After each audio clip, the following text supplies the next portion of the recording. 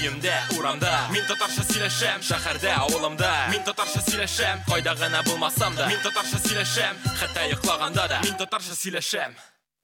Здравствуйте, меня зовут Ильсур. Если вы не знаете татарский, то в ближайшие 2 минуты вы сможете выучить несколько новых слов. Итак, начинаем.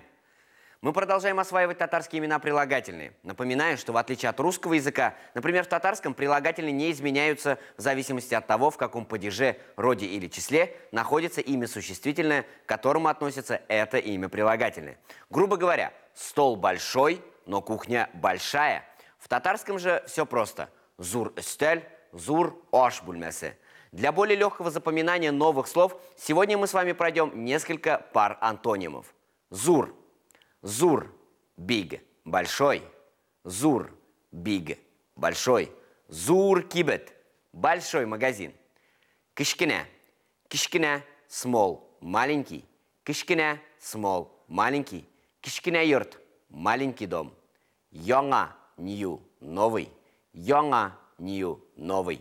Яңа гасыр – новый век. Иске. Иске – old – старый. Иске – old – старый. Иске кием – старая одежда. А теперь повторим пройденные сегодня фразы. Зур – big – большой. Зур – big – большой. Кишкине – small – маленький. Кишкине – small – маленький. Яңа – new – новый. Яңа – new – новый. Иске – old – старый. Иске – old – старый. На сегодня все. Учите татарский, полезный и красивый язык. Увидимся завтра. Пока-пока.